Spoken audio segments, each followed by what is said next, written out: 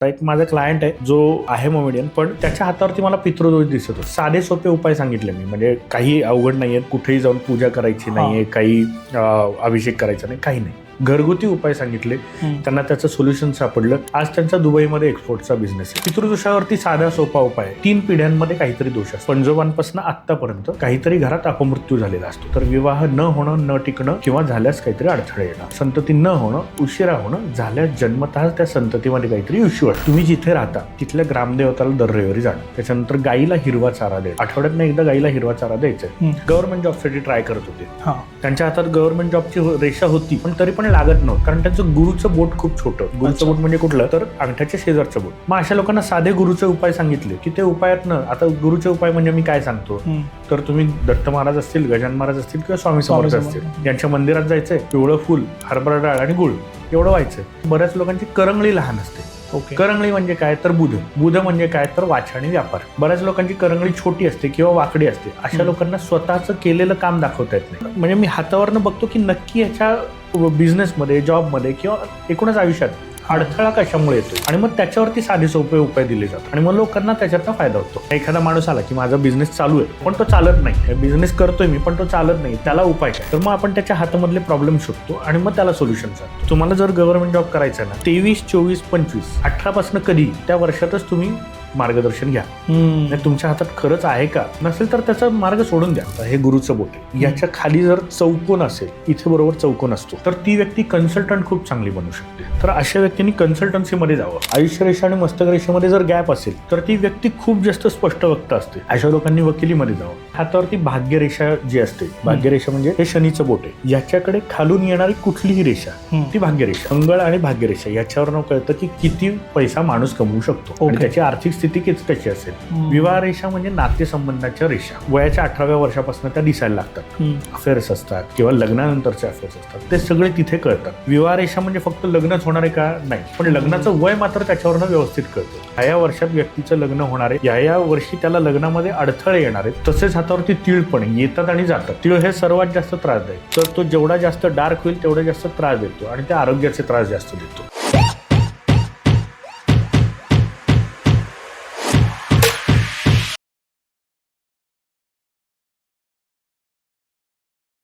नमस्कार मित्रांनो, स्वागत आहे तुमचं अजून एका नवीन पॉडकास्टमध्ये. तर आजचा पॉडकास्ट खूप इंटरेस्टिंग होणार आहे. तुम्हा सर्वांना माहिती आहे आणि बऱ्याच जणांनी ऐकलंही असेल की आपल्या हातांच्या ज्या रेषा असतात त्यामध्ये आपलं भविष्य असतं आणि ह्यामध्ये जर काही आपण म्हणू शकतो की वर खाली काही रेषा असतील तर आपलं आयुष्यही तसंच असतं, पण ते समजत नाही आपल्याला. आरोग्य, भविष्यामध्ये आपली नोकरी, बिझनेस कोण करतं तर बिझनेस, अगदी असं म्हणजे डिवोर्स सारख्या गोष्टी पण ज्या असतात त्या आपल्या हातामध्ये असतात, पण ते आपल्याला समजता नाही आहेत. पण आपल्यासोबत जे आज गेस्ट आहेत त्यांचं नाव आहे प्रद्योत पेंढारकर सर, आणि ते 2016 पासून ह्या क्षेत्रात आहेत, हस्त सामुद्रिक शास्त्र. तर त्यांचा खूप छान एक्सपिरियन्स आहे आणि बऱ्याच जणांना त्यांनी त्यांच्या भविष्यामध्ये पुढे जाण्यासाठी मदत केली आहे. तर बघूया आज त्यांचा एक्सपिरियन्स आपल्या पॉडकास्टमध्ये कसा आहे, आणि हा पॉडकास्ट जो आहे तो शेवटपर्यंत पहा, म्हणजे तुम्हाला समजेल आपल्या हाताला बघून आपल्या भविष्याला कसं समजायचं. नमस्कार सर. नमस्कार, स्वागत आहे तुमचं आपल्या पॉडकास्टमध्ये. सर्वात आधी तुम्ही आपल्या ऑडियन्सला एक शॉर्ट इंट्रोडक्शन करून द्या. नमस्कार, मी प्रद्योत प्रशांत पेंढारकर. 2014 ते 2017 मी हस्त सामुद्रिक शास्त्राचं शिक्षण घेतलं आणि 2017 ते आत्ता 2026 पर्यंत माझी कंटिन्यू प्रॅक्टिस चाललेली आहे. देश विदेशात, म्हणजे अगदी प्रत्येक देशात असेल, जर्मनी आहे, US आहे, कॅनडा आहे, ऑस्ट्रेलिया आहे, सगळीकडे माझे क्लायंट्स आहेत. ऑनलाईन आणि ऑफलाईन दोन्ही पद्धतीने मी हात बघतो. आता ऑनलाईन ऑफलाईन पद्धत म्हणजे काय, तर ऑनलाईन असेल तर मला लोक हाताचे फोटो पाठवतात. ओके. कारण जिथं ज्यांना येणं शक्य नाही, बरोबर, अशा लोकांसाठी आपण ही सर्व्हिस ठेवली. ही बेसिकली सर्व्हिस पहिल्यांदा सुरू झाली कोरोनामध्ये. अच्छा. हा, कारण कोरोनामध्ये 2-2.5 वर्ष सगळं बंद, हे शक्य नव्हतं आणि ट्रॅव्हलिंग पॉसिबल नव्हतं. ट्रॅव्हलिंग तर पूर्णच बंद होतं, पण आणि माझा बिझनेस पण मी पूर्ण बंद करू शकत नव्हतो. सो तेव्हा हे एक सुचलेलं टेक्निक आहे आणि त्याचा खूप फायदा झाला. कारण लिमिटेशन्स येत होत्या आधी, फक्त जवळच्या किंवा जे माझ्यापर्यंत पोहोचू शकतात अशाच लोकांना मी आधी कन्सल्ट करू शकत होतो. आता कुठेही बसून, जगाच्या कुठल्याही कानाकोपऱ्यात बसून व्यक्ती माझ्यापर्यंत पोहोचू शकतो. त्यामुळे अशा दोन्ही पद्धतीने आपण हात बघतो. ओके. मला सर सांगा की हाताला बघून खरंच भविष्य सांगता येतं का? बेसिकली शरीरावरची कुठलीच गोष्ट अशी नाहीये जी विनाकारण आहे. ओके. हां. देवाने विनाकारण काहीतरी तुम्हाला दिलेलं आहे असं काहीच असं नाही. नाहीये. हां. प्रत्येक गोष्टीला काहीतरी अर्थ आहे. तर आपल्या हाताच्या रेषा आहेत त्यांना पण प्रत्येक रेषेला काहीतरी अर्थ आहे. ओके. मग ती भाग्य रेषा असेल, हृदय रेषा असेल, आयुष्य रेषा असेल, मस्तक रेषा असेल, विवाह रेषा असेल. सो त्या रेषेचं नाव पण असंच आहे, त्याच्यावरनं त्याचं कार्यकत्व काय ते कळतं. ओके. विवाह रेषा आहे ती विवाहाबद्दल सांगते. भाग्यरेषा आहे तर आर्थिक प्रगती कशी असेल किंवा भाग्याची साथ कशी असेल ते सांगते. आयुष्य रेषा आयुष्यातले चढउतार सांगते, चांगले वाईट गोष्टी सांगते. मस्तक रेषा बुद्धिमत्ता सांगते, मानसिक त्रास सांगते. हृदय रेषा हृदयाचं काम कसं आहे, त्या माणसाचा स्वभाव कसा आहे हे सांगते. त्यामुळे हातावरच्या सगळ्या रेषा यांना काही ना काहीतरी कारण आहे. ओके. आणि म्हणूनच त्या आहेत. ओके. तुमच्याकडे आतापर्यंत जे क्लायंट्स आलेत त्यामध्ये हस्तरेखा बघून त्यांचं आयुष्य बदललं असं काही अनुभव? आयुष्य बदललंय म्हणण्यापेक्षा मी म्हणेन की प्रत्येक वेळेला त्यांना काहीतरी गायडन्स मिळाला. बरोबर. म्हणजे माझ्याकडनं मिळाल्यापेक्षा त्यांच्या हाताच्या मार्गदर्शनानं त्यांना मिळाला. सो बेसिकली कसं आहे ना, माझं म्हणणं असतं कुठलाही महत्त्वाचा निर्णय घेताना तुम्ही एकदा मार्गदर्शन घ्या. बरोबर. तुम्ही हात दाखवा, पत्रिका दाखवा, न्यूरोलॉजी घ्या, काही करा, पण तुम्ही मार्गदर्शन घेणं गरजेचं आहे. का तर तुमच्या हातावरती जेव्हा तुम्ही काही महत्त्वाचे निर्णय घेत असता तेव्हा किंवा महत्त्वाच्या आयुष्याच्या टप्प्यावरती खूप मोठे बदल झालेले असतात. आणि ते बदल आपल्याला जर आपण बघितले आणि त्याच्यानुसार निर्णय घेतले तर आपल्याला फायदाच होतो. आता साधे उपाय म्हणजे साध्या गोष्टी सांगायच्या तर एक मध्ये माझ्याकडे एक क्लायंट आला आणि महत्त्वाचं म्हणजे तो मोमेडियन होता. ओके. म्हणजे अजून एक आहे की ह्याला जसं देशाची सीमाची गरज नाही तसंच कुठल्याही धर्माचा पंथाचा कुठलाही माणूस येऊ शकतो. कारण सगळ्यांच्या हाताच्या रेषा सेम आहेत. म्हणजे असं काहीच केलेलं नाहीये की हिंदूच्या हाताची रेषा असे, मुसलमानाची अशी आहे किंवा ख्रिश्चनांची असं काही नाही. त्यामुळे आमच्याकडे येताना सगळ्या प्रकारची सगळी लोक येतात. ओके. म्हणजे कॅनेडियन, आज सकाळीच माझा एक कॅनेडियन व्यक्ती होता, त्याच्यावर झालं कन्सल्टेशन झालं. मध्ये अगदी साऊथ कोरिया, नॉर्थ कोरिया सगळ्यांना माहिती, पण साऊथ कोरिया शक्यतो कोणाला माहिती, तिथला पण माझा क्लायंट आहे. ओके. त्यामुळे हातावरनंच सगळं बघता येतं. आता एक माझा क्लायंट आहे जो आहे मोमेडियन, पण त्याच्या हातावरती मला पितृदोष दिसत होता. साधे सोपे उपाय सांगितले मी, म्हणजे काही अवघड नाही आहेत, कुठेही जाऊन पूजा करायची नाही आहे, काही अभिषेक करायचा नाही, काही नाही. घरगुती उपाय सांगितले, त्यांना त्याचं सोल्युशन सापडलं. आज त्यांचा दुबईमध्ये एक्सपोर्टचा बिझनेस आहे. म्हणजे माझ्याकडे जेव्हा आले होते तेव्हा त्यांचं याचा प्रॉब्लेम चालू होता, फायनान्शियल इश्यूज चालू होते, लोन भरपूर होते. ओके. आणि 1.5 वर्षात, हे बघा मी म्हणत नाही की तुम्ही आलात आणि फरक पडला, असं नाही. उपायांना काहीतरी एक वेळ मर्यादा लागते, पण त्याचा परिणाम होतो. आणि तुम्ही केले पण पाहिजे 100%. नाहीतर ऐकून नंतर तुम्ही त्या वेळेची वाट बघणार आणि ते तुम्ही एक्सपेक्ट करणार की मी हात दाखवले आणि माझं काम झालं. नाही, असं अजिबातच नाही. म्हणजे देईल, म्हणजे असेल माझ्या हाती तर देईल खाल्लं. बरोबर. तर 100% तुम्हाला ते उपाय करावे लागतात, पण उपाय केले की त्याला इफेक्ट नक्की मिळतो. ओके. म्हणजे असे भरपूर हे आहेत, उदाहरणं आहेत. म्हणजे हा आत्ताचं उदाहरण सांगितलं. एक माझ्याकडे क्लायंट होते, गव्हर्नमेंट जॉबसाठी ट्राय करत होते. त्यांच्या हातात गव्हर्नमेंट जॉबची रेषा होती, पण तरी पण लागत नव्हता, कारण त्यांचं गुरुचं बोट खूप छोटं होतं. गुरुचं बोट म्हणजे कुठलं, तर अंगठ्याच्या शेजारचं बोट. ओके. गुरुचं बोट जेव्हा छोटं असतं किंवा वाकडं असतं तेव्हा अशा लोकांची कामं सगळी अडकतात. म्हणजे हे कसं ओळखायचं? आता हे गुरुचं बोट आहे, हे साधारण, हे गुरुचं, हे शनीचं, हे रवीचं, साधारण रवीच्या बोटाच्या एवढं असायला पाहिजे. पण बऱ्याच जणांचं ते खूप लहान असतं. अच्छा. किंवा वाकडं असतं. वाकडं आहे का ते कसं बघायचं, जर हात उलटा करून बघितला तर ते बऱ्यापैकी बेंड असतं. ओके. आणि अशा लोकांची कामं 100% अडकतात.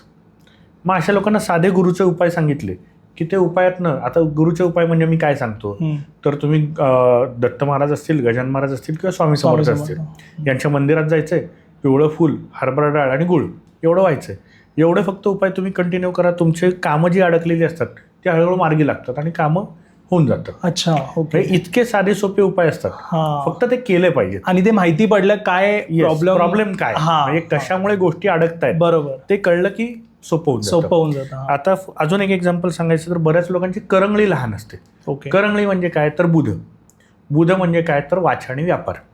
बऱ्याच लोकांची करंगळी छोटी असते किंवा वाकडी असते. अशा लोकांना स्वतःचं केलेलं काम दाखवता येत नाही. अच्छा. म्हणजे मी समजा जॉब करतोय, मला माझं काम मी केलेलं ते पण मी माझ्या मॅनेजरला सांगू शकत नाही, एक्सप्रेस करता येत नाही, त्यांच्या भावना सांगता येत नाहीत. मग अशामुळे काही लोक जॉबमध्ये मागे पडलेली असतात, हा, प्रोग्रेस नाही होत. प्रोग्रेस होत नाही. किंवा अशी लोक जर बिझनेस करत असतील तर त्यांना मार्केटिंग करता येत नाही. ओके. हा. मग आपण म्हणजे मी हातावरनं बघतो की नक्की याच्या बिझनेसमध्ये, जॉबमध्ये किंवा एकूणच आयुष्यात अडथळा कशामुळे येतोय, आणि मग त्याच्यावरती साधे सोपे उपाय दिले जातात. ओके. आणि मग लोकांना त्याच्यातनं फायदा होतो. ओके. ह्यामध्ये तुम्ही पितृदोषचं जे सांगितलं होतं त्याच्यावर उपाय काय आहे? पितृदोषावरती साधा सोपा उपाय म्हणजे 3 उपाय मी सांगतो. एक तर तुम्ही जिथे राहता, बेसिकली पितृदोष काय आहे हे आपण थोडक्यात समजून घेऊ. पितृदोष म्हणजे काय, तुमच्या 3 पिढ्यांमध्ये काहीतरी दोष असतात. म्हणजे पंजोबांपासून आत्तापर्यंत काहीतरी घरात अपमृत्यू झालेला असतो. अपमृत्यू म्हणजे काय, तर आत्महत्या, ॲक्सिडेंट किंवा खून. ओके. या 3 पैकी एक काहीतरी झालेलं असतं. दुसरी गोष्ट, त्यांची कुठेतरी वडिलोपार्जित जमीन असते आणि जमिनीत म्हसोबा, भैरोबा किंवा खंडोबा किंवा कुठलं तरी एक देऊळ किंवा समाधी असते. आणि जे क्लायंट आपल्याकडे आलेले आहेत ते क्लायंट आणि त्यांच्या वडिलांची पिढी, या 2 पिढ्यांमध्ये विवाह किंवा संततीमध्ये दोष असतात. आता दोष म्हणजे काय, तर विवाह न होणं, न टिकणं किंवा झाल्यास काहीतरी अडथळे येणं. आणि संततीमध्ये काय, तर संतती न होणं, उशिरा होणं, झाल्यास जन्मतः त्या संततीमध्ये काहीतरी इश्यू असणं. ओके. हे 2 प्रॉब्लेम जर तुमच्या वडिलांची पिढी आणि तुमची पिढी याच्यापैकी 80% लोकांना जर असेल तरच तो पितृदोष, नाहीतर पितृदोष नाही. अच्छा. हे लोक सर्रास सांगतात तुम्हाला पितृदोष आहे. म्हणजे माझ्याकडे जवळपास 100% आलेल्या लोकांना 80% सांगितलेलंच असतं तुम्हाला पितृदोष आहे. ते कुठेतरी इन्क्वायरी करून आलेले असतात. पितृदोष आहे असं सांगितलेलं असतं. मी त्यांना सांगतो पितृदोष हा अख्ख्या घराण्याला असतो, फक्त तुम्हालाच असतं असं नाही. कारण तो पित्रांचा दोष आहे ना. बरोबर. पूर्ण फॅमिलीला होणार, तो पूर्ण फॅमिलीला असेल. 80% कमीत कमी लोकांना असेल तर तो पितृदोष. आणि ते पण त्याच्यात 2 हे रिझल्ट दिसतात, विवाह आणि संतती. अच्छा. बऱ्याच लोकांना संततीच होत नाही. संतती झाली तर काहीतरी त्याला इश्यू असतो. हे 2 इश्यू असतील तर तो पितृदोष. ओके. आणि त्याच्यावरती साधे सोपे उपाय आहेत. एक तर तुम्ही जिथे राहता तिथल्या ग्रामदेवताला दर रविवारी जाणं. आता ग्रामदेवत काम काय करतो, तर रक्षण करण्याचं. ती जी काही वेस असेल त्या वेशीतल्या लोकांचं रक्षण करण्याचं काम त्या ग्रामदेवचं आहे. बरोबर. त्यामुळे त्या ग्रामदेवतेला जाणं, दर रविवारी जाणं. त्याच्यानंतर गाईला हिरवा चारा देणं. आठवड्यातनं एकदा गाईला हिरवा चारा द्यायचा आहे. मी हिरव्या चारामध्ये तुम्ही मेथी, पालक, कसली गड्डी द्या ते पण चालतं. म्हणजे असं नाही की तुम्ही चाराच द्या. बरोबर. गाईला काहीतरी हिरवं खायला द्यायचं आणि भटक्या कुत्र्यांना आठवड्यातनं एकदा खायला द्यायचं. अच्छा. आता तुम्ही पितृदोषावरचे उपाय जेव्हा म्हणता, बरेच लोक म्हणतात की आम्ही त्रिपिंडी केलंय किंवा आम्ही श्राद्ध केलंय, हे केलंय. आता त्याला काय होतं, ते तुम्ही म्हणजे आयुष्यातनं एकदाच करता ते. म्हणजे बरेच लोक म्हणतात मी याला त्र्यंबकेश्वरला जाऊन पूजा केली, पिंडदान केलंय, सगळं केलं, पण ते तुम्ही करता आयुष्यातनं एकदा.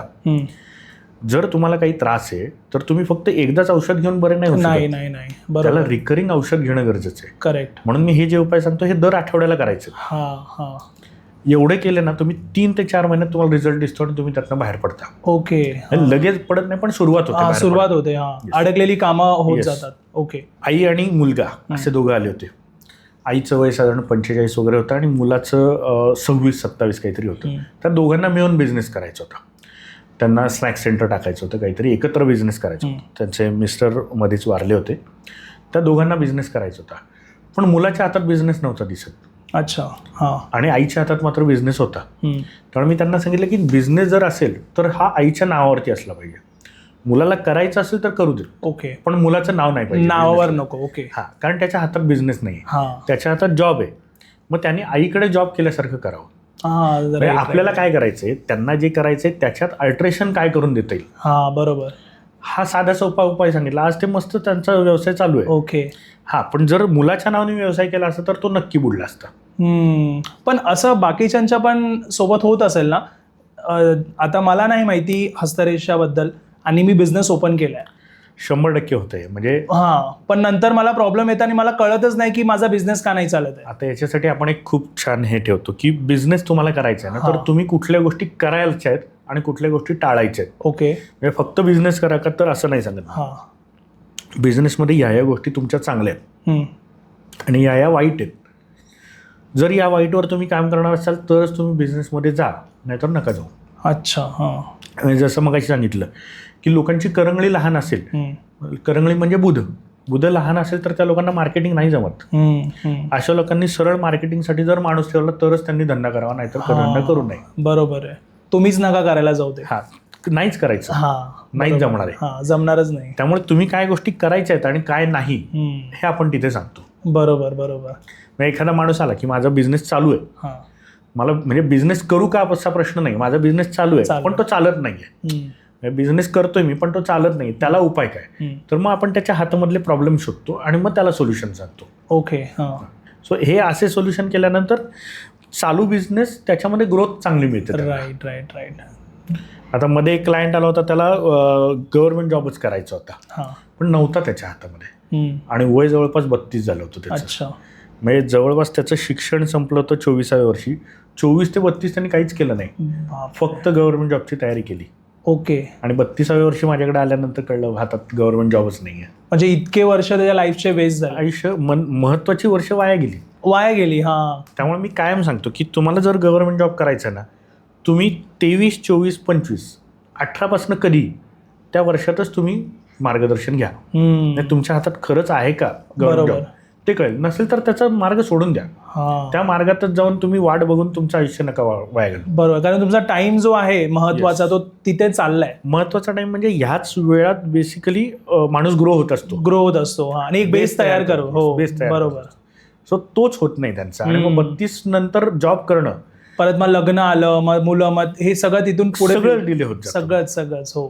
त्यामुळे माझं म्हणणं असतं की कधी बघायचा हात ते पण महत्वाचं आहे. ओके. मी अजून एक त्याच्यात नियम असा ठेवला की 12 वर्षाच्या आधी नाही बघायचा. असं का? बेसिकली कसं असतं, प्रत्येक माणूस त्याचं भविष्य घेऊन आलेलं आहे आणि त्याला ते भोगायला पण पाहिजे आणि उपभोगायला पण पाहिजे. 12व्या वर्षापर्यंत त्यांनी ते भोगायचं आणि उपभोगायचं दोन्ही करायचं. ओके. 12व्या वर्षानंतर आपण काय इंटरफिरन्स करतो, कारण त्याला त्याची दिशा ठरवायची असते. त्यामुळे 12व्या वर्षानंतर आपण सांगतो की तू हे करू नकोस आणि हे कर. अच्छा. पण 12व्या वर्षापर्यंत त्याला जे करायचंय त्याला त्याचे चांगले हे पण मिळू देत इफेक्ट आणि वाईट इफेक्ट पण मिळू देत, दोन्ही त्याला भोगू देत आणि उपभोगू देत. बरोबर. मग आपण त्याच्यात पडतो. 12 वर्षाच्या नंतर म्हणजे जी मुलं आता 10वी 12वीला पण आहे आणि आता बोर्ड एक्झाम्स वगैरे चालू आहेत, त्याच्या पुढे त्यांना करिअरमध्ये काय चूज करायचं हे आपल्याला कळतं. ओके. हे कसं मध्ये बघू शकतील? बेसिकली आता त्यांना कुठल्या लाईनमध्ये जायचंय, म्हणजे त्यांना त्यांच्या करिअर. आता बऱ्याचदा आता अजून एक सांगतो, आता हे गुरुचं बोट आहे, याच्या खाली जर चौकोन असेल, इथे बरोबर चौकोन असतो, ओके, तर ती व्यक्ती कन्सल्टंट खूप चांगली बनू शकते. अच्छा. ती बॉर्न कन्सल्टंट असते. तर अशा व्यक्तींनी कन्सल्टन्सीमध्ये जावं. त्याच्यानंतर आयुष्यरेषा आणि मस्तकरेषेमध्ये जर गॅप असेल तर ती व्यक्ती खूप जास्त स्पष्ट वक्ता असते. अशा लोकांनी वकिलीमध्ये जावं. ओके. म्हणजे असे आपण त्यांच्या हातावरनं काय त्यांनी केलं पाहिजे आणि त्यांच्यासाठी सुटेबल करिअर कोणकोणते ते शोधून देतो. आता चिकित्सक असेल व्यक्ती, त्यांनी जावं इंजिनिअरिंगमध्ये. म्हणजे कशामध्ये काय केलं पाहिजे, त्याचा बुध चांगला आहे, किंवा त्याचं जर मेडिकलमध्ये जायचं असेल तर त्याचा शनी चांगला पाहिजे, शनी चांगला असेल तर मेडिकलमध्ये जावं. ओके. म्हणजे अशा सगळ्या गोष्टी आपण बघतो आणि मग त्यांना करिअर गायडन्स करतो. पण जर आपल्या प्रेक्षकांना हे आता समजत नसेल, त्यांनी फोटो काढून तुम्हाला व्हॉट्सअपवर जर पाठवला, तर तुम्ही तिथे त्यांना गाईड करू शकता. आपण तेच ऑनलाईन कन्सल्टेशन करतोच आपण. हो, हाताचे फोटो पाठवून आपण तसं करू. Right right right. म्हणजे त्यांना पण सोपं पडेल. खूप महत्वाचा प्रश्न, आर्थिक स्थिती जी असते, पैशांची जी रेषा आहे, हे आपल्याला हातावरनं कसं कळेल? बेसिकली हातावरती भाग्यरेषा जी असते, भाग्यरेषा म्हणजे हे शनीचं बोट आहे, याच्याकडे खालून येणारी कुठलीही रेषा ती भाग्यरेषा. माणसाच्या हातावरती 1, 2, 3, 4 कितीही भाग्यरेषा असू शकतात. जे व्यवसाय करतात त्यांच्या हातावरती कंपल्सरी 2 पेक्षा जास्त, 1 पेक्षा जास्त भाग्यरेषा असतेच असते. कारण कुठलाच बिझनेसमन हा एकच बिझनेस नाही करत, त्यामुळे त्यांच्या हातावरती एकापेक्षा जास्त भाग्यरेषा असतात. ओके. तर भाग्यरेषेची स्थिती कशी आहे, भाग्यरेषा कुठून सुरुवात झालेली आहे, त्याचा एंड कुठे आहे, त्याचा पोत म्हणजे ती जाड आहे, पातळ आहे, फेंट आहे, डार्क आहे, त्याच्यावरनं किती पैसा येऊ शकतो माणसाला हे कळतं.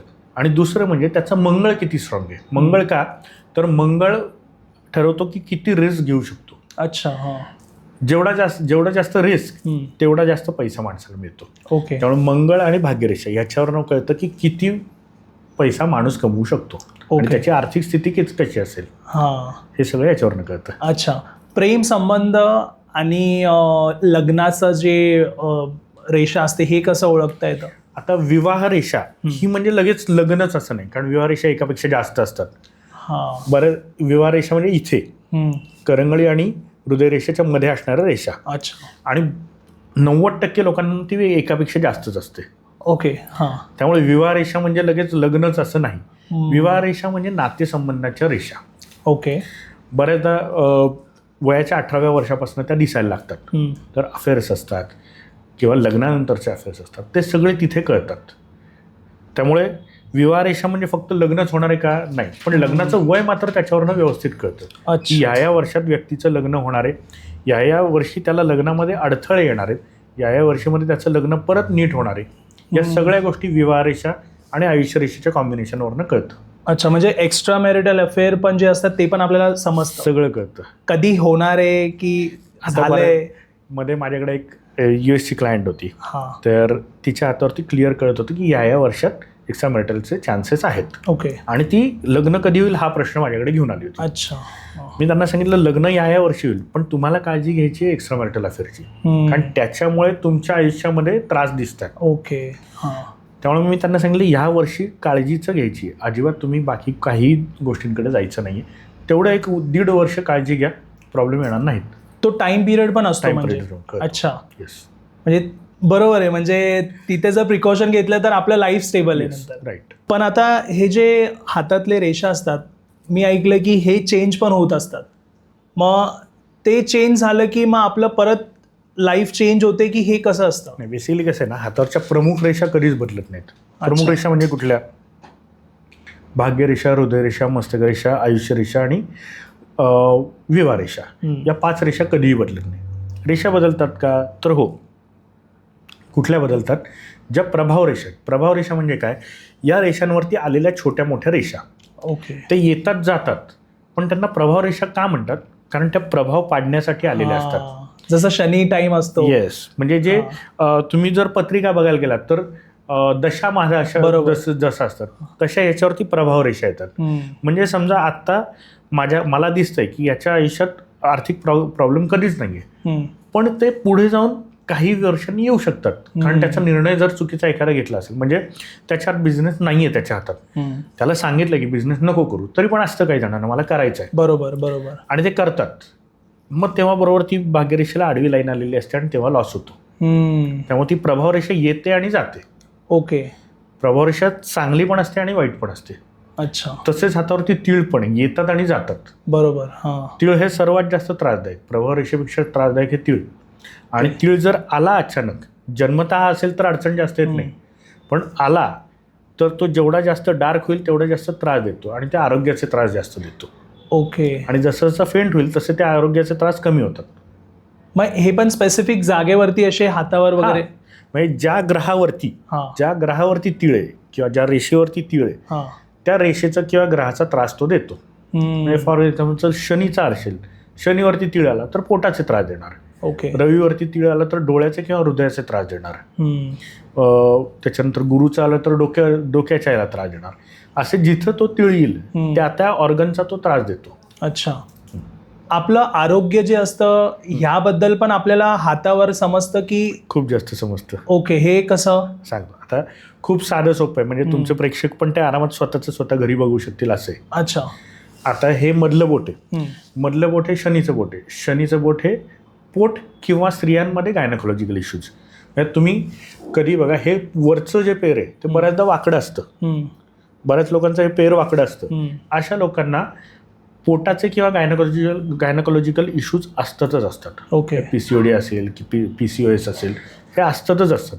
हे प्रेक्षकांनी घरी चेक करावं. दुसरं, ही जी मस्तक रेषा आहे याला जर मध्ये गव्हाच्या आकारासारखा येव जर असेल तर त्या माणसाला मायग्रेन हा असतोच असतो. तसंच तुमचं याचं गुरुचं बोट आहे ते जर वाकडं असेल तर डोकेदुखी असते. ओके. म्हणजे असं प्रत्येक ऑर्गनला वेगवेगळं जे काही ग्रह दिलेले आहेत त्यानुसार त्रास होतात. रवीचं आज क्लायंट आला होता, त्याला रविवरती इथं तीळ आहे, आयुष्यभर त्याला डोळ्याला इन्फेक्शन असतं. रोज तो म्हणजे कायम ट्रीटमेंट असते त्याची डोळ्याची. का तर इथं तीळ आहे, रविवरती तीळ. मग अशी म्हणजे इथे यायच्या आधी 1 तासाभरापूर्वी तो क्लायंट आला होता. ओके.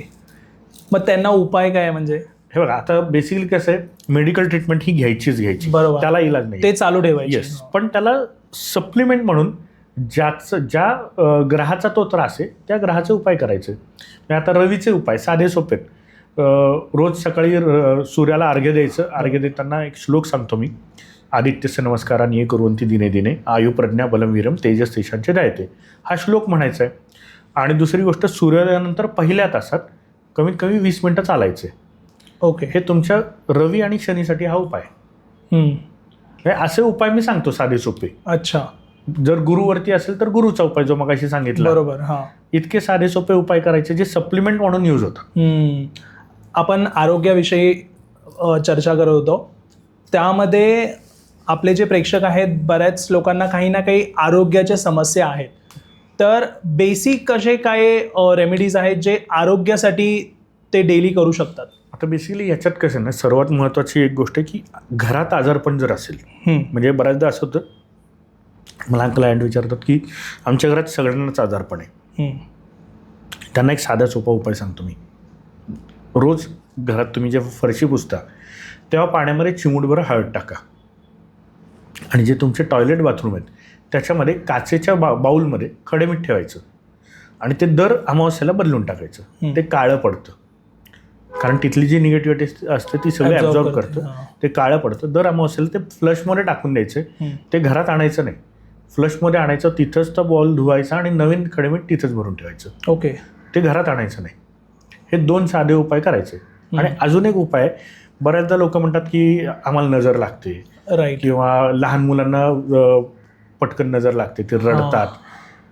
लहान मुलांना नजर लागते हे आपल्याला कळतं कारण ते रडतात. नजर आपल्या मोठ्या माणसांना पण लागते.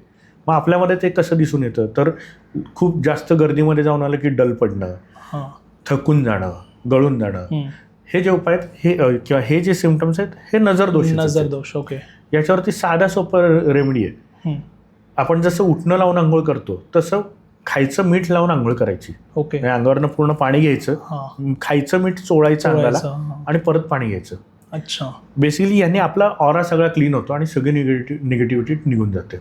आपण पूर्ण फ्रेश होतो. म्हणजे तुम्ही याचं एक साधं उदाहरण म्हणजे तुम्ही समुद्रात गेलात, समुद्राच्या पाण्यात आल्यावर एकदम फ्रेश वाटतं. हो बरोबर. का तर तिथे आपला ऑरा क्लीन होतो. आपल्याला तेच इथे करायचंय. म्हणजे सगळे घरगुती उपाय आहेत. म्हणजे आजीबाईचा बटवा असतो ना, बरोबर बरोबर उपाय ते. काही तुम्हाला त्याच्यासाठी खर्च नाही, काही नाही. सर, श्रीमंत व्यक्ती जो आहे हा कसा ओळखता येणार आपल्याला? मी थोडंसं याच्यात वेगळं म्हणेन की व्यक्ती श्रीमंत कसा होऊ शकतो आणि त्याच्या हातावरती काय काय असू शकतं. बरोबर. ते जर आपण बघायचं म्हणलं तर त्याच्यासाठी मी 3 गोष्टी बघतो, 3 ते 4 गोष्टी बघतो. एक तर सर्वात पहिले त्याची भाग्यरेषा, म्हणजे त्याच्या प्रयत्नांना यश मिळणार आहे का हे त्याची भाग्यरेषा सांगते. भाग्यरेषा चांगली असेल तर बिनधास्त प्रयत्न कर असं सांगतो. पण ते प्रयत्न कोण करू शकणार आहे? ज्या माणसाची रिस्क टेकिंग कॅपॅसिटी आहे तो. बरोबर. तुमची भाग्यरेषा खूप चांगली आहे पण तुम्हाला रिस्क घ्यायची हिंमतच नाही. मग ही हिंमत कुठून येते तर मंगळ. म्हणजे भाग्यरेषेनंतर सर्वात महत्वाचं आहे मंगळ. ओके. जर त्या व्यक्तीचा मंगळ स्ट्रॉंग असेल आणि भाग्यरेषा स्ट्रॉंग असेल, मी त्याला म्हणतो तू बिनधास्त हवी ती रिस्क घे. तिसरी मग आपण बघतो सूर्यरेषा. सूर्यरेषा का तर सूर्य देतो मान सन्मान आणि त्याला देतं पॉवर. म्हणजे कुठल्याही गोष्टीमध्ये तुम्हाला जर होल्ड ठेवायचा असेल तर तुमचा सूर्य चांगला लागतो.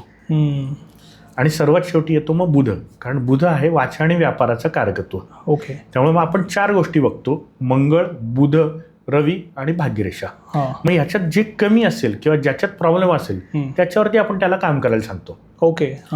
कारण 3 गोष्टी आहेत, एकच नाही आहे, तर आपण ते एक सुधारू शकतो. मग अशा व्यक्तींना आपण सांगतो की तुमचा हे प्रॉब्लेम आहे, हे करा, याला खूप जास्त सपोर्टिव्ह होईल आणि तुम्ही हवी तेवढी म्हणजे पैसा कमवू शकाल. ओके. मग ह्या रेमेडीज जर आपण करत राहिलो तर आपले हाताच्या रेषा पण तशा बनतात? हाताच्या रेषा बदलत नाही. मी जसं म्हटलं प्रभाव रेषा, तसं प्रभाव रेषा येतात. प्रभाव रेषा, सॉरी, मला तेच, म्हणजे प्रभाव रेषा आपल्या आता ऍड होत जातात. म्हणजे एक हेल्पिंग हँड आपण जसं म्हणतो तसं आपल्या लाईफला टुवर्ड सक्सेस नेण्यासाठी ते मदत होते. आता मी प्रेक्षकांना अजून एक सांगेल की तुम्ही कसा चेंज बघा तुमच्या हातात. तुम्ही आज तुमच्या हाताचा फोटो काढून ठेवा आणि पैसा कमावण्यासाठी तुम्ही रोज काहीतरी प्रयत्न करा आणि 3 महिन्यांनी तुमचा हात परत बघा. आयुष्य रेषेतनं वरती जाणाऱ्या रेषा कमीत कमी 1 ते 2 तरी वाढल्या असतील. ओके. वरती जाणाऱ्या रेषा ह्या कायम सपोर्टिव्ह असतात आणि आडव्या रेषा या कायम त्रासदायक असतात. अच्छा. आणि हे तुम्ही तुमचं बघू शकता. तुम्ही आज फोटो काढून ठेवा आणि 3 महिन्यांनी तुमचा हात बघा, बदल दिसेल. म्हणजे आता समजा मी तुम्हाला फोटो पाठवला हाताचा, तुम्ही जे रेमेडीज सांगणार त्या रेमेडीज करत करत मी एक 3-4 महिन्यामध्ये मला स्वतःला जाणवेल, ते फरक पडायला लागतो तो. मी म्हणत नाही की लगेच बदल, बरोबर, फरक हो पडतो. हो करेक्ट. मग तेव्हा ते कंपॅरिझन करून आपण बघू शकतो. बऱ्याच जणांना ना पॉलिटिक्समध्ये जायचं असतं आणि काही लोक घाबरतात, काही लोकांना तिकीटचा प्रॉब्लेम येतो, म्हणजे बरेच लोक प्रयत्न करत असतात. पण बरोबर. तर हे आपल्या हाताला बघून कसं समजेल की माझ्या आयुष्यामध्ये पॉलिटिक्समध्ये काहीतरी माझं करिअर आहे? बेसिकली कसं आहे ना, पॉलिटिक्समध्ये इंटरेस्ट असणं आणि त्याच्यात यश असणं, या 2 खूप गोष्टी वेगळ्या इम्पॉर्टंट आहेत. आता मी एक उदाहरण देतो. आता मी जिथे राहतो तिथल्याच एका चांगला, म्हणजे तो नगरसेवक पदासाठी आत्ता उभा राहिला होता. 2016 साली मी त्याला सांगितलं होतं की कधीच निवडणूक लढवू नको. अच्छा. पण प्रत्येकाला इच्छा असते, अपेक्षा असते, त्याने तो आत्ताही उभा राहिला. म्हणजे जिद. हां, तो आत्ताही उभा राहिला. त्याला पक्षाचं तिकीट वगैरे पण मिळालं. अच्छा. आणि आत्ता जो लिडिंग पक्ष आहे त्या पक्षाचं तिकीट मिळालं. ओके. पण तरी पण तो पडला, कारण त्याच्या हातात नव्हतं. आणि हे मी त्याला 2016 सालीच सांगितलं होतं. तर हातावरती आपल्याला व्यवस्थित कळतं की ह्याला पॉलिटिक्समध्ये यश आहे की नाही. आता पॉलिटिक्समध्ये पण 2 गोष्टी आहेत, एक तर निवडून येणं आणि एक फक्त ओळखीनी किंवा कामानी वरती जाणं. बरोबर. हा, तर बॅकडोर एंट्री आहे का तेही आपल्याला हातावर कळतं. ओके. किंग मेकर एक असतो आणि किंग एक असतो. करेक्ट. तर मी बऱ्याच जणांना सांगतो की तुमच्या हातात किंग बनणं नाहीये, पण तुम्ही किंग मेकर होऊ शकता. अच्छा. आणि मग त्याच्यातनं तुम्हाला जो काही तुमचा आर्थिक फायदा घ्यायचा आहे, तुम्हाला जो सामाजिक फायदा घ्यायचा आहे किंवा जे काही तुम्हाला पाहिजे ते तुम्ही तिथनं घ्या, निवडणूक लढवायला जाऊ नका. हे मी हात बघून सांगतो लोकांना. ओके. म्हणजे उगाच आपण प्रयत्न करत बसू, बरोबर, नंतर आपल्याला माहिती पडेल की इथे यश नव्हतंच मला. राईट. सो योग्य वेळी. अशी भरपूर उदाहरणं, आत्ताच निवडणूक झाल्यामुळे भरपूर ताजी उदाहरणं. बरोबर, ज्यांना तुम्ही आधी सांगितलं. मी कमीत कमी 4 ते 5 जण होती अशी की नका तिकीट पण घेऊ नका असं सांगितलं होतं. ओके. त्यांनी तिकिटासाठीचे जे काय असेल ते पण गेलं, खर्च पण गेला आणि हे पण झालं. पण 2 जण अशी पण होती ज्यांना म्हणलं होतं मी तुम्हाला तिकीट नाही मिळालं तरी उभं राहा, पक्षाचं नाही मिळालं तरी उभं राहा. ते नगर सदस्यासाठी होते, नगरपंचायत सभा जे काय असतं, म्हणजे ते पालिकेसाठी नव्हतं, नगरपालिका. ओके. पण त्यांना ते निवडून आलेच. म्हणजे हातावरती खूप क्लिअर कळतं की यश आहे का नाहीये. ओके. आणि यश आहे तर कुठल्या मार्गाने आहे, कुठल्या मार्गाने नाहीये. आयुष्यातला सर्वात इम्पॉर्टंट प्रश्न जो असतो लग्नाचा. बरोबर. तर हे आपल्याला कसं हे कसं आपण बघू शकतो? सर, माझं लग्नाबाबतीत एक मत आहे की तुम्ही जेव्हा लग्न बघायला जाता किंवा लग्न ठरवायला जाता तेव्हा सर्वात पहिले तुम्ही बघता किती गुण जुळले. माझा त्याला थोडासा विरोध आहे. तुम्हाला आता 25 गुण जुळले याचा अर्थ सांगू शकता तुम्ही? मी पण नाही सांगू शकत, मला पण माहित नाही. पण लोक काय करतात, 18पेक्षा जास्त गुण जुळलेत लग्न करून टाका, आणि 18पेक्षा कमी गुण जुळलेत लग्न नका करू. पण असं काही होतं का की 18पेक्षा गुण जास्त जुळलेत म्हणून सगळीच लग्न टिकतायत? नाही, त्यात पण डिवोर्स होतात. का होतात मग? बरोबर. तुम्ही सगळं करून बसले तरी पण का? तर माझं म्हणणं असतं की तुम्ही गुण मिलन बघू नका. अच्छा. लग्न करताना तुम्ही काय केलं पाहिजे, मग तुम्ही पत्रिकेतनं बघा, न्यूरोलॉजीतनं बघा किंवा पामिस्ट्रीतनं बघा. पण काय बघायचं तर त्या व्यक्तीचा स्वभाव, त्या व्यक्तीची आर्थिक परिस्थिती, त्या व्यक्तीला संतती होऊ शकते की नाही, आणि त्याचं आरोग्य, या 4 महत्त्वाच्या गोष्टी तुम्ही हातातनं किंवा पत्रिकेतनं बघायला पाहिजेत लग्नाच्या आधी. ओके. तुम्ही जर फक्त गुणमिलन केलं त्याच्यातनं तुम्हाला काहीच कळणार नाहीये. आणि समजा गुणमिलन जुळले गुण आणि लग्न केलं आणि त्याला संततीच नसेल पुढे तर, किंवा त्याला काही आर्थिक प्रॉब्लेम्स असतील तर, किंवा त्याला काही आरोग्याच्या तक्रारी असतील ज्या लगेच 2-3 वर्षानंतर सुरू झाल्या तर. बरोबर. आता माझ्याकडे एक क्लायंट आले होते मध्ये, तर त्यांच्या मिस्टरांना ना, म्हणजे जेव्हा ते भारतात होते तेव्हा काही त्रास नव्हता, पण कॅनडात गेले आणि त्यांना आरोग्याचा त्रास सुरू झाला. आणि पुढच्या 2 वर्षात ते गेले. म्हणजे लग्न झाल्यानंतर 3ऱ्या वर्षी तो माणूस गेला होता. अच्छा. मग हेच जर आपण आधी बघितलं, बरोबर, तर ॲटलिस्ट त्या बाईला जो त्रास झाला तो नसता झाला. मला इथे एक प्रश्न आला, आपण डेथ पण बघू शकतो? सांगत नाही मी. ओके. मी सांगत नाही. म्हणजे तुम्हाला दिसतं म्हणजे त्या लाईन्स असतात. ओके. पण आपण नाही सांगत. बरोबर. कारण एक क्लायंट माझ्याकडे आला होता, हम्म. म्हणजे तो वयाच्या साधारण 26-27 वर्षी कुठल्या तरी पामिस्टकडेच गेला होता हा. आणि त्याला सांगितलं होतं वयाच्या 52 वर्षी तुम्ही जाणार. ओके. तो बिचारा व्यक्ती वयाच्या 26-27 पासून माझ्याकडे तो आला होता 48 वर्षापर्यंत, तोवर डिप्रेशनच्या गोळ्या घेतोय. बरोबर बरोबर. हा. कारण मी जाणार आहे या भीतीने. मी त्यांना म्हणलं, सर तुम्ही 56 वर्ष माझ्याकडे या, आपण एकत्र चहा पिऊ, तुम्हाला काही होणार नाही आहे. अच्छा. कारण हातावरती तसं दिसतच नव्हतं. एक फक्त काहीतरी एक मार्क होता, डाऊट आपण बोलतो तसं. एक मार्क होता हातावरती, आणि त्याच्यामुळे त्या व्यक्तीने सांगितलं तुम्ही 52 वर्षी जाणार आहे. ओके. मला असं काही, म्हणजे मी त्यामुळे मृत्यू सांगत अच्छा. नाही. हा बरोबर. आणि बरोबर आहे. आता बघा तुम्ही त्या 26व्या वर्षी त्यांना माहिती पडलेलं इतक्या वर्षाचा गॅप आहे, पूर्ण तो माणूस डिप्रेशन मध्ये होता. मग त्याच्यापेक्षा नाही सांगितलेलं बरं आहे, कारण आपल्याकडे बरेच लाईफ आहे. ते 40-50 वर्ष पण खूप इम्पॉर्टंट आहे आणि चांगलं म्हणणं एक दिवस पण इम्पॉर्टंट आहे. इम्पॉर्टंट आहे. हा. म्हणजे त्यांनी त्या व्यक्तीचे किती जवळपास 20-25 वर्ष आरामात. हो हो हो. त्यामुळे मी ते सांगायला जात नाही. सर, व्यवसाय करताना ना बऱ्याच जणांचं असं म्हणणं असतं की पार्टनरशिपमध्ये करावा, तर ते तुम्ही काय सांगाल त्यावरती? सर बेसिकली याच्यात ना पार्टनरशिप 3 प्रकारचे असतात. एक तर माझा मित्र आहे म्हणून मला त्याच्यासोबत करायचं आहे, किंवा दुसरं म्हणजे याच्याकडे पैसा आहे म्हणून याच्यासोबत करायचं आहे, किंवा मला कोणाच्या तरी मदतीची गरज आहे म्हणून मी याला घेणार आणि व्यवसाय करणार, मला वेळ नाही आहे याला वेळ आहे म्हणून करणार. अशी पार्टनरशिप करणं पूर्ण चुकीचं आहे. अच्छा. माझं म्हणणं आहे पार्टनरशिप करण्यासाठी तुमच्या आणि त्याच्या कम्पॅटिबिलिटी बघायला पाहिजे. ओके. जसं आपण लग्नात मी म्हणलं की तुम्ही संतती बघा, तुम्ही आर्थिक हे बघा, तुम्ही आरोग्य बघा, तसंच पार्टनरशिपमध्ये पण मी बघतो. पार्टनरशिपमध्ये काय बघतो? डिसिजन मेकिंग कॅपॅसिटी बघतो, त्याच्यानंतर त्याची आर्थिक सुबत्ता कशी आहे ते बघतो, त्याचं मार्केटिंग कसं आहे ते बघतो, त्याचा स्वभाव कसं आहे ते बघतो. सो मी जेव्हा बिझनेस 2 जण माझ्याकडे समजा आलेत, आम्हाला पार्टनरशिप करायची, तर काय बघतो मी नावं लिहितो सरळ दोघांची. मार्केटिंग ह्यानी करायचं नाही, ह्यानी करायचं. आर्थिक निर्णय ह्यानी घ्यायचं, ह्यानी घ्यायचे नाहीत. ओके. टीम हँडलिंग ह्यानी करायचं, ह्यानी करायचं नाही. सो असं मी त्यांना लिहून देतो की ह्या गोष्टी तुम्ही बघायच्याच नाहीत आणि या गोष्टी तुम्हीच बघायच्या. म्हणजे बऱ्याचदा आता हातावरनं प्लॅनिंग आणि एक्झिक्युशन खूप पटकन कळतं. म्हणजे आता आपला अंगठा आहे, अंगठ्याचं पहिलं जे पेर आहे ते प्लॅनिंगचं आहे आणि दुसरं जे पेर आहे ते एक्झिक्युशनचं आहे. जर एक्झिक्युशनच्या पेरावरती म्हणजे खालच्या पेरावरती जर आडव्या लाईन्स असतील तर त्या व्यक्तीचं एक्झिक्युशन कधीच व्यवस्थित नसतं. ओके. मग अशा व्यक्तीला मी सांगतो तुम्ही एक्झिक्युशनमध्ये पडायचं नाही, तुम्ही फक्त प्लॅनिंग करायचं. बरोबर.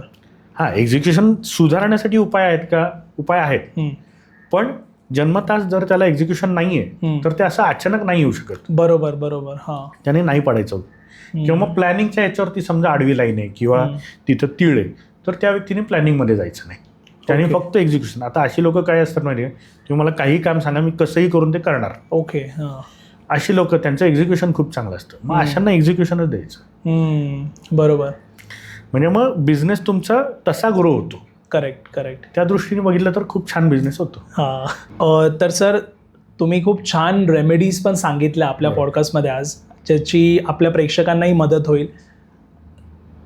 त्या सगळ्यांना मी असंही ऐकले की रेमेडीजमध्ये ना रत्न किंवा उपरत्न हे पण सजेस्ट करतात. बरोबर. तर तुम्ही काय सांगाल यावर? बेसिकली रत्न उपरत्न काम करतात का? हो, 100% करतात. पण त्याच्यात एक प्रॉब्लेम असा आहे की रत्नांमध्ये 2 मेजर मला इश्यूज असे दिसतात. एक तर ते कॉस्टली आहेत. म्हणजे कुठलाही माणूस हात दाखवायला किंवा पत्रिका दाखवायला येतो ना तेव्हा त्याला काहीतरी प्रॉब्लेम असतो म्हणून येतो. बरोबर. हां. आमच्याकडे आणि डॉक्टरकडे एक प्रॉब्लेम आहे की अनन्य माणूस कधीच येत नाही येत.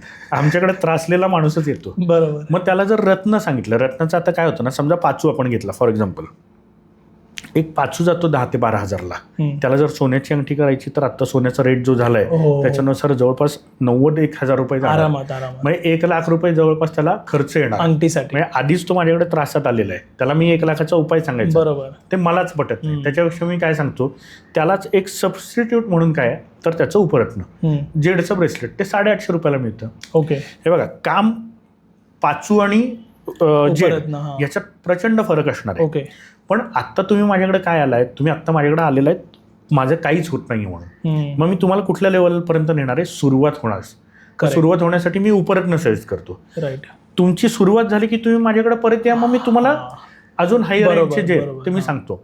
पण मी आत्ताच तुम्हाला 1 लाखाचं सांगितलं की तुम्हाला ते पण करता येणार नाही आणि काहीच होणार नाही. हा, आणि तुम्ही आहे तिथेच अडकून राहणार. हा, त्यामुळे माझं सजेशन हेच असतं की कायम मी जे उपाय देतो ते फक्त उपरत्नच सजेस्ट करतो. ओके. जेणेकरून माणसांना त्रास कमी होईल, म्हणजे कमी खर्चात उपाय सुरू होतो. अच्छा. आणि इफेक्ट पडायला लागतो. ओके. उपरत्नामध्ये पण वेगवेगळे प्रकार असतील? खूप जास्त. जसे रत्न आहेत त्याचीच उपरत्न आहेत. आता जेड आहे किंवा हा पाचू आहे त्याचं हे जेडचं ब्रेसलेट आहे. ओके. किंवा पुष्कराज आहे त्याचं सिट्रीन हे उपरत्न आहे. त्यामुळे तुम्हाला जर कोणी सांगितलं असेल पुष्कराज घाला, माझं म्हणणं आहे बिंदास सिट्रीन घाला. अच्छा. सिट्रीन तुम्हाला 850-900 मध्ये मिळतं. ते घाला, तुम्हाला तोच इफेक्ट पडणार आहे. ओके. पुष्कराज तुम्ही 5-6 हजाराचा पुष्कराज घेणार, त्याला अंगठी करणार, नका करू खर्च. तुम्ही सिट्रीन घाला, तोच फरक पडणार आहे. आरोग्याचे समस्या असतात तेव्हा कोणता रत्न घालतात? आता कुठल्या ग्रहाचं आरोग्याचे त्रास आहे, पोटाचे आहेत, डोक्याचे आहेत किंवा रक्ताचे आहेत, जे त्रास आहेत त्याच्या ग्रहानुसार ते उपरत्न दिलं जातं. मग हे कुंडली बघून होतं की हात बघून? दोन्ही बघून होतं. अच्छा. कुंडलीत पण कळतं. ओके. मी हात बघून सांगतो. तुम्ही हात बघून रत्न सजेस्ट करता?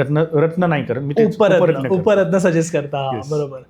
हा, अगदीच कोणी म्हणलं नाही मला पैशाचा प्रॉब्लेम नाहीये, मला पटकन रिझल्ट पाहिजेत, मला तुम्ही काय ते सांगा, मग त्यावेळेस रत्न सांगतो. बरोबर बरोबर. पण रत्नाचा अजून एक हे की त्याचे साईड इफेक्ट पण भरपूर आहेत. ओके. रत्नाचे जसे इफेक्ट आहेत तसे साईड इफेक्ट आहेत. फॉर एक्झाम्पल तुम्हाला सांगतो, माझ्याकडे एक क्लायंट आले होते, त्यांनी मोती घातला होता आणि त्यांचं याच्यामधली ग्रोथ, जॉबमधली ग्रोथ थांबली होती. म्हणला मोती का घातलाय? त्यामुळे मन शांत व्हावं म्हणून. मोती काय करतो तर फक्त मन शांत करत नाही, अख्खं तुम्हालाच शांत करतो, तुमची ग्रोथ पण कमी करतो, तुमच्यातली आग पण शांत करतो. ओके. त्यामुळे त्यांची जशी मानसिकता थंड झाली तसंच त्यांची ग्रोथ पण थंड झाली. बरोबर बरोबर. त्यामुळे मी मोती कधीच, ज्यांचं वय साधारण 25 ते 45 पर्यंत, अशांना कधीच मोती सांगत नाही मी. ओके. कारण मोती तुम्हाला थंड करणार आहे आणि तो जो पिरियड आहे तो तुमचा ग्रोथचा पिरियड आहे. करेक्ट. आणि तेव्हा जर तुम्ही मोती घातलात तर तुमच्या करिअरमध्ये ग्रोथच होणार नाहीये. बरोबर. हा. त्यामुळे कुठलं रत्न घालायचं आणि त्याचा इफेक्ट आणि साईड इफेक्ट काय असू शकतो ते पण बघणं गरजेचं आहे. रत्नामध्ये अजून एक गोष्ट मी ऐकलंय की त्यांचं पण एक टाइम लिमिट असतं की जसं त्या वेळेपुरतीच तुम्हाला घालायचं, ज्या ग्रहाचा प्रभाव वगैरे आहे. ज्या ग्रहाचा प्रभाव आहे म्हणण्यापेक्षा आपण सोप्या भाषेत बघायला गेलं तर जेवढा तो त्रास आहे तेवढंच तुम्हाला ते घालायचं आहे. हा, बरोबर. हा, म्हणजे तुम्हाला जेवढा आजार आहे तेवढ्या वेळेस औषध घ्यायचं, कायम औषध घ्यायची गरज नाहीये. ओके. म्हणजे तुम्हाला आत्ता समजा आर्थिक प्रॉब्लेम आहे तर आत्ताच पाचू घालायचंय, आर्थिक प्रॉब्लेम संपल्यानंतर त्या पाचूचा उपयोगच नाहीये. ओके. मग हे तुम्ही जेव्हा सजेस्ट करता त्याच वेळी सांगता की 2-2.5 वर्ष किंवा 3 वर्ष? मी त्यांना सांगतो तुम्ही हे सिम्पटम्स बघा, हे सिम्पटम्स संपले की बंद करा. हा, बरोबर बरोबर. म्हणजे पिरियड सांगण्यापेक्षा तुम्ही स्वतःला ऑब्झर्व करायचं की हे व्हायला लागलं आता किंवा हे होत नाहीये, तेव्हा ते थांबवायचं. बरोबर. म्हणजे माणसं प्रत्येक वेगवेगळी असतात आणि कामं पण त्या वेळेने होतात. जसं जितक्या लवकर आपल्याला रिझल्ट दिसतात तसं त्याचं काम झालंय. म्हणजे राईट. म्हणजे मी कायम एक सांगतो, जेव्हा तुम्हाला पाचू असेल किंवा पुष्कराज असेल, कुठलंही रत्न जे महागडं रत्न आहे ना त्याची अंगठी करण्याच्या आधी 1 आठवड्यावर ते तुमच्या सोबत ठेवा. ओके. आणि त्याचा इफेक्ट बघा. एक माझा क्लायंट होता, त्याने पाचू घेतला होता आणि जवळपास एक 10 ते 12 वर्ष तो गाडी चालवतोय आणि त्याच्याकडे 3 गाड्या होत्या, कधीच ॲक्सिडेंट नाही, काही नाही. आणि त्या आठवड्यात 3ही गाड्यांना प्रॉब्लेम झाला. म्हणजे एक गाडी लोणावळ्यात बंद पडली. अच्छा. एक गाडी चाकणला, त्याचं चाकण का चिखलीमध्ये ॲक्सिडेंट झाला आणि एका गाडीवर झाड पडलं. काहीच कारण नव्हतं ना. हा, बरोबर. एक झाड पडलं, काहीच करू शकत नव्हतं. आणि तिन्ही पण गाड्या एका म्हणजे एका 1-1.5 आठवड्याच्या स्पॅनमध्ये झालं. आणि लोणावळ्याची गाडी बंद पडली, ती त्यांनी मित्राला दिली होती चालवायला, त्याची तिकडे बंद पडली. म्हणजे हा पण तिथे नव्हता. ओके. पण फायनान्शियल लॉस यालाच झाला तिन्हीचा. सो मग त्याला तो पाचू नाही सूट होणार, मग त्याला सांगितलं नको घालूस. ओके.